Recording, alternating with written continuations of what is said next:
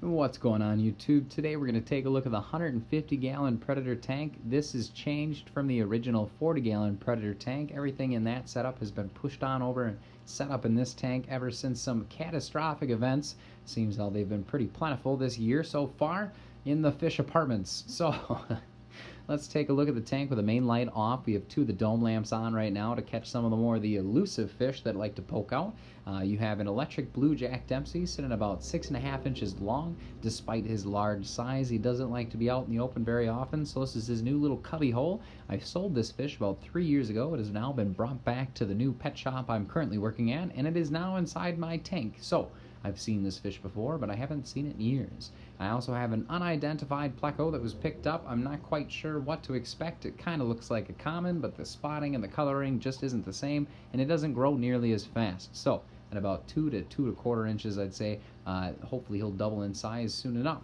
I also have a Pompom, or a reticulated knifefish, that has been hiding inside of the aquarium since the 40-gallon tank. I just can't get a still photo of it because it's too dark and too quick. So maybe we'll see more of him in the feeding video later on.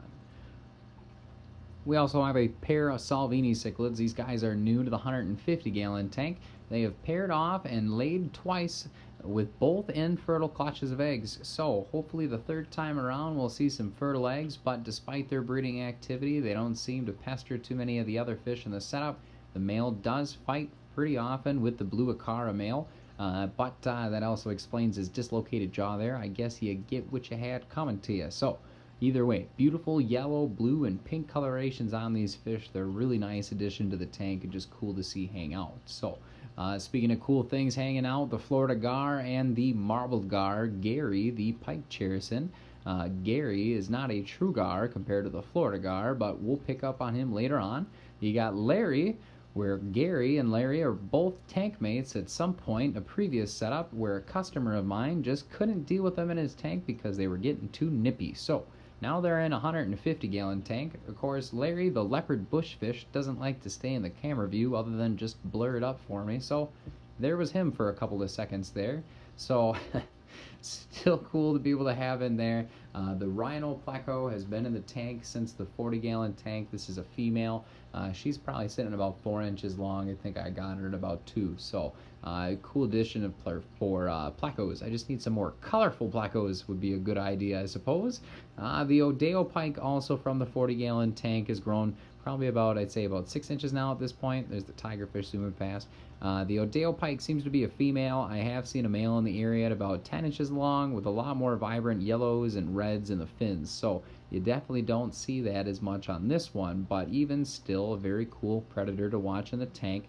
She's now currently feeding on frozen food, and her favorite option is beef heart. She will have a beef heart cube in a moment's notice and then take a second and come back for thirds. So cool addition inside of the tank. We're going to pop the lights on now so that way we can see the rest of the fish we just couldn't spot with the lights being off. We're going to start by paying attention to the centerpiece in the tank, the little archway there, in which we have the Royal Pleco hanging out. This was the original tank bully when it came to everyone. The Royal Pleco was beating on the Salvinis, the Acara, the other Plecostomus. It was just really a big problem in the tank until the other two larger Plecos were added. So I have the female Zigzag Eel sitting on the left there. She's been in the tank or associated with the Predator tank since November, along with her male. We're going to have the common Pleco pop up here in a second in the same exact spot.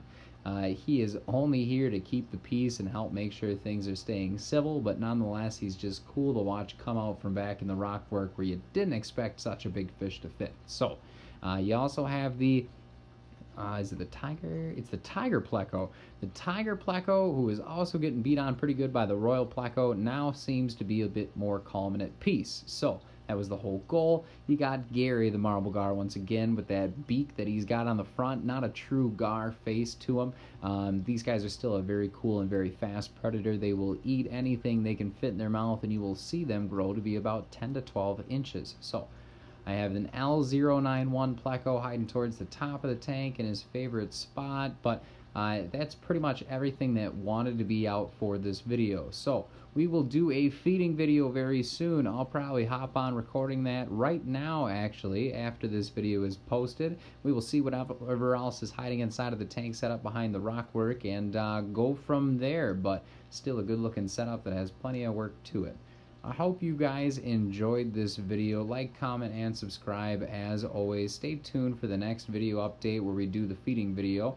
If you guys haven't followed already on my Instagram page, please be sure to check that one out. I do post videos fairly often and photos of the fish and new additions, so you can always stay a little bit more up to date than the person that's just watching the videos. So, hope you guys enjoyed once again, and I will see you all next time.